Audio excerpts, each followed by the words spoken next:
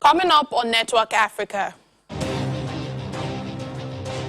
Over 60 people drowned after a barge capsized and sank on the Congo River.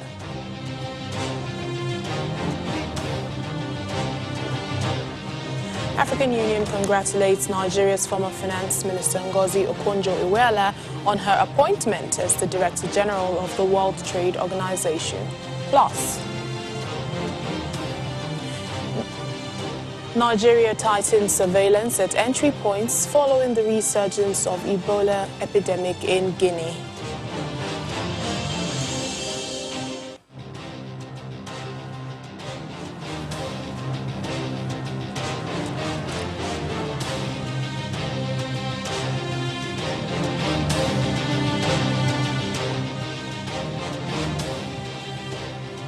Hello and welcome to the program. I'm Layo Adegoke.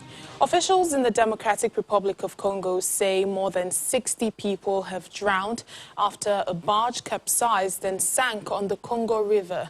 300 people have been rescued, but possibly 200 others are unaccounted for following the accident. Reports say the boat hit a rock east of the capital, Kinshasa, while traveling at night, which is forbidden.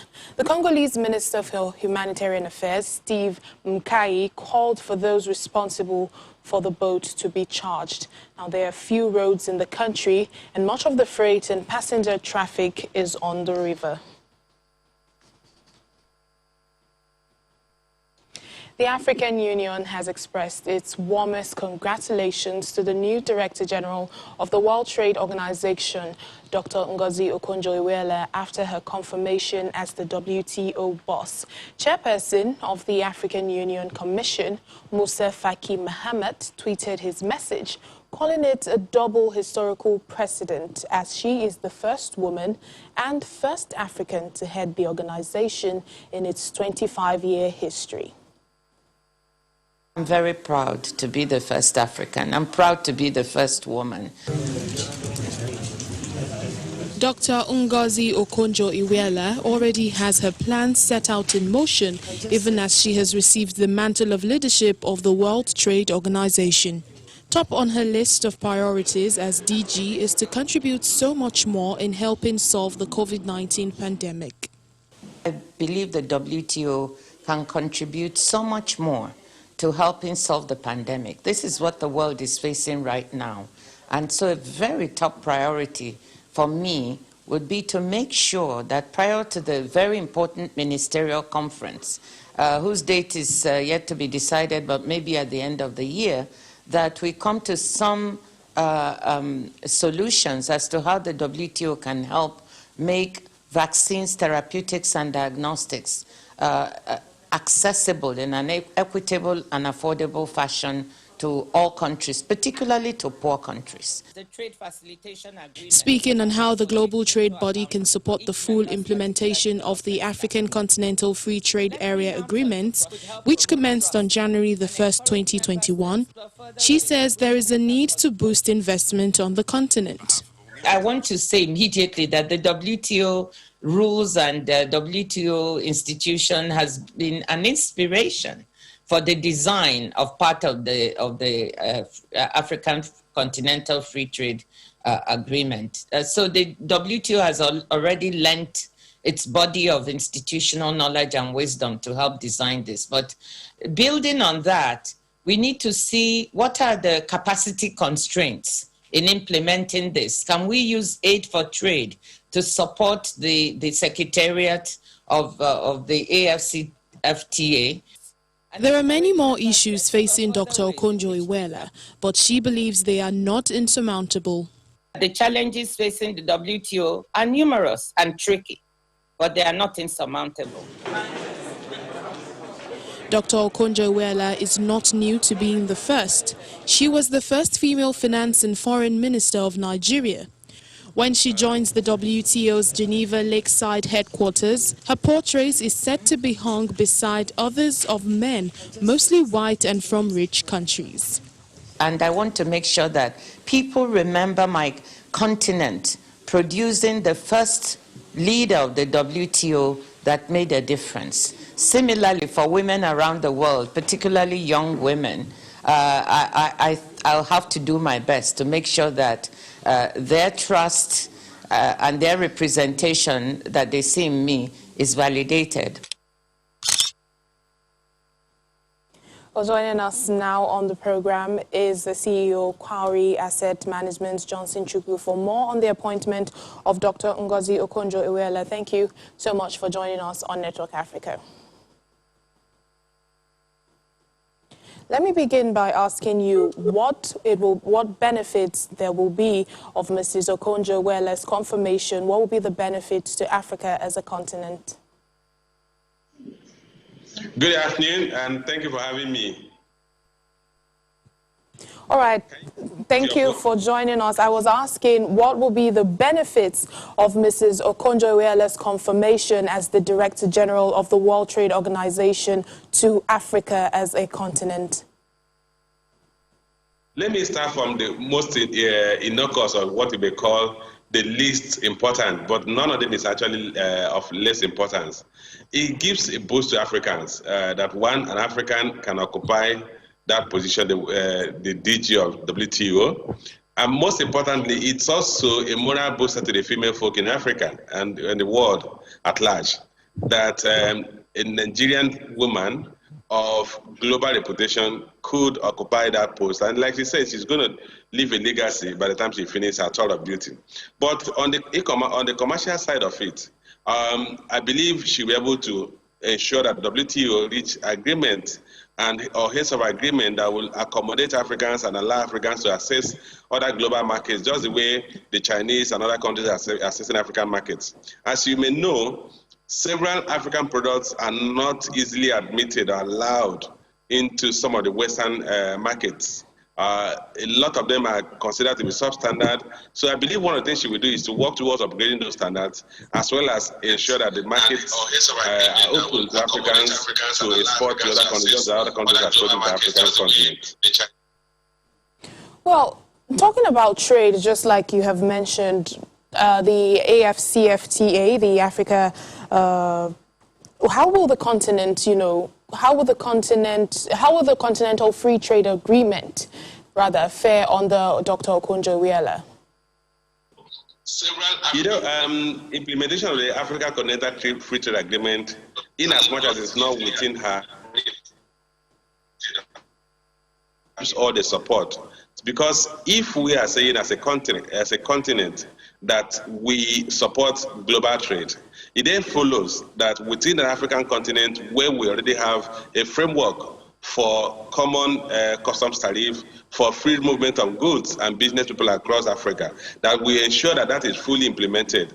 Ultimately, it's going to lead to an increase in our productivity, increase in our GDP, and create more employment in Africa. But for me, it will be a kind of a proof of concept that we as a people can actually trade among ourselves before we go to the world and say we want to trade with the world. So I believe she will provide some moral authority to ensure that the African Continental Free Trade Agreement is fully implemented. All right, then. Thank you so much, CEO, Quarry Asset Management, Johnson Chukwu. Thank you for your thoughts on Network Africa. My pleasure. Moving on to health matters, the World Health Organization says an outbreak of Ebola in the Democratic Republic of Congo and Guinea poses a regional risk that requires exceptional vigilance. Congo has confirmed 4 cases of Ebola since a resurgence of the virus was announced on February 7th in Butembo, the epicenter of a previous outbreak that was declared over last June. Separately, the West African country of Guinea declared a new Ebola outbreak on Sunday, February 14th, with 7 confirmed cases now and 4 deaths. The Ebola virus causes severe vomiting and diarrhea and spreads through contact with body fluids.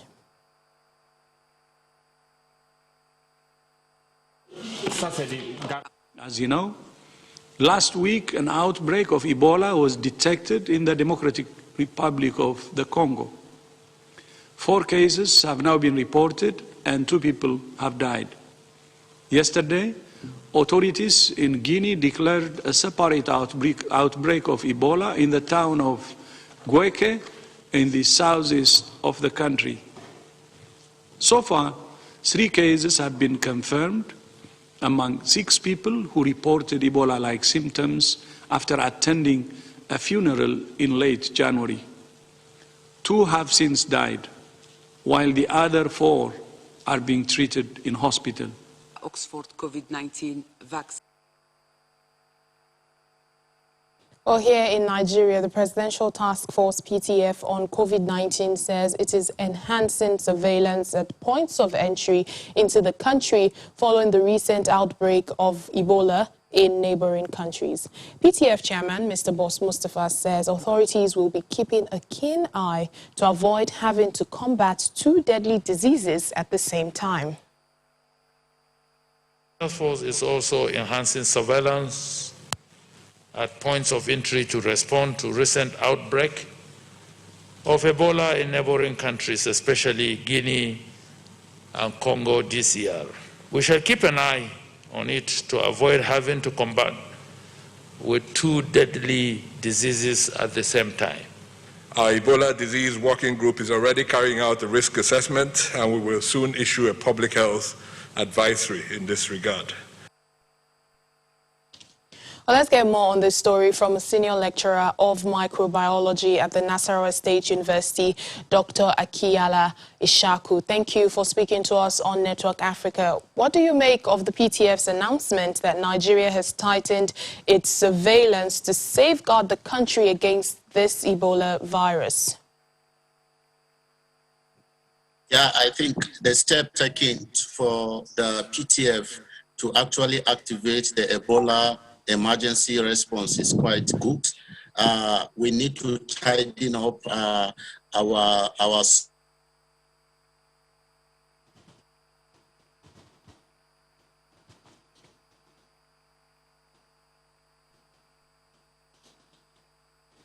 It appears we're having some audio difficulties.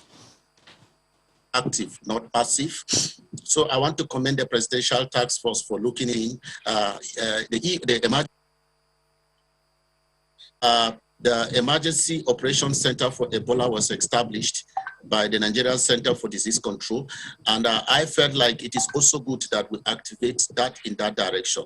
So I want to commend the Presidential Task Force for thinking in that direction. We need an all-encompassing surveillance system that is active, that is robust, and that is timely.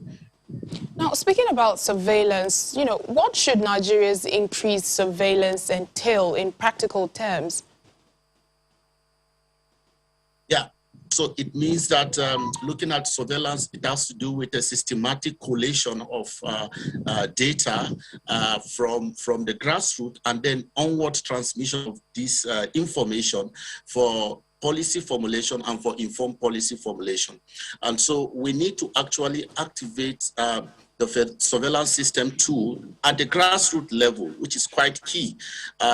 We tend to have a very passive and a weak surveillance system at the grassroots level. My recommendation will be that we should be able to set up surveillance corps marshal, most especially health surveillance corps marshal, people that should be able to and deploy tools that will enhance transmission of health informations that will be able to reach onto policymakers, and for us to also be able to have policies from information gotten from local level. So it is quite key. And I'm quite happy that the Federal Ministry of Health through NCDC has developed a tool called SOMAS. SOMAS is a platform for surveillance that information are being transmitted from the local level and rural level down to policymakers. All right then, thank you so much, Dr. Akiyala Ishaku, Senior Lecturer of Microbiology at the Nasarawa State University. Thank you for your time on Network Africa. Yeah, thank you for having me. Still ahead on the program. War crimes trial of 2 ex-militia leaders in the Central African Republic begins at The Hague as Patrice Eduardo Ngiasona pleads not guilty to his charges.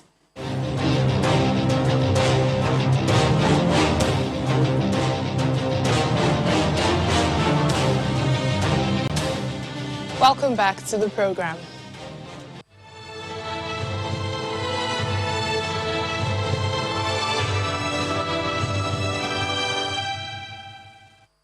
The World Health Organization, WHO, has approved 2 versions of the Oxford AstraZeneca COVID-19 vaccine for emergency use, clearing the way for the vaccines to be shipped to African countries through the COVAX scheme.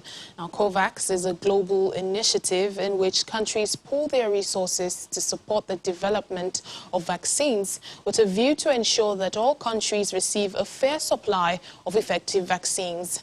WHO says the vaccine has been found to have 63.09% efficacy and is suitable for low and middle income countries due to its easy storage requirements. Giving the green light for these vaccines to be rolled out globally through COVAX. One of the vaccines is produced by SK Bio in the Republic of Korea, and the other is produced by the Serum Institute of India.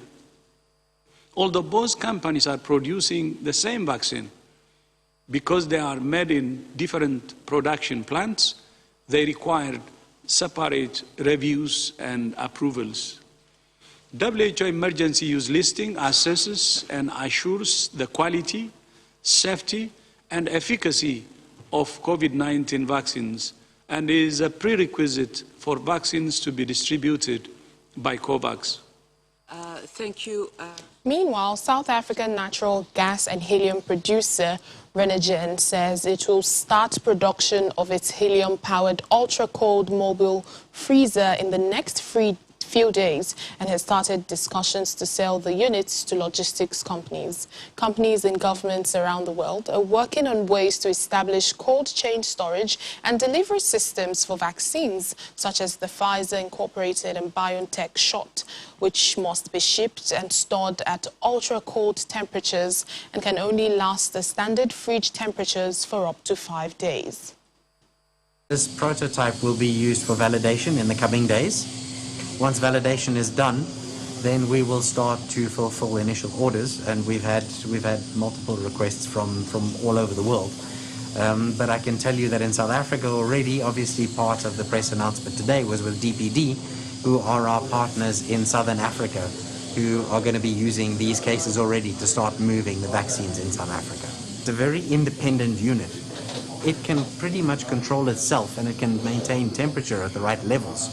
And so from that perspective, it makes this the ideal solution for the emerging markets where it's difficult to get vaccines into really rural, remote areas, which also typically tend to have a very high ambient temperature. So you're going to struggle with traditional methods like dry ice.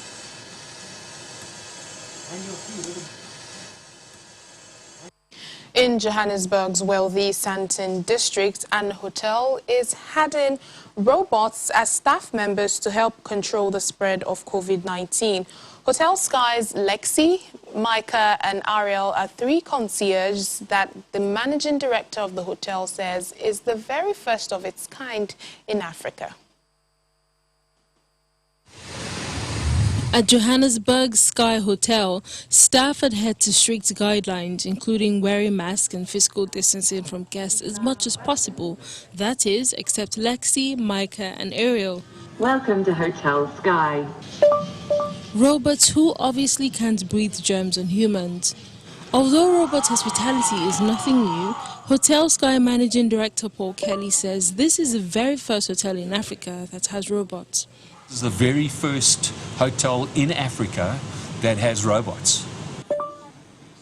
Paul Kelly says the addition to the 3 automated concierges is unique for South Africa and the wider continent. Robots will never ever replace people, never.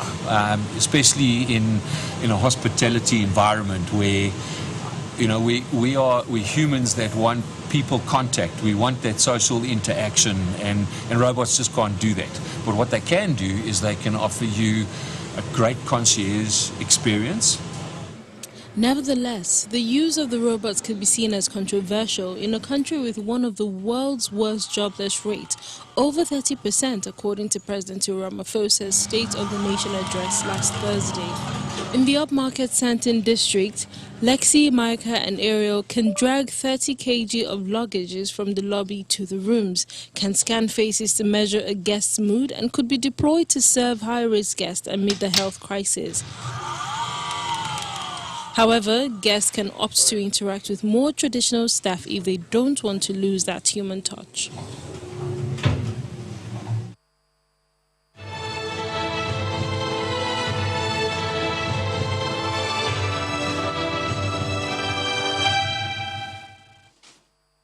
Chad's President Idris Deby has said he will deploy soldiers to the borders with Niger, Mali and Burkina Faso as G5 Sahel countries meet to discuss security in the region.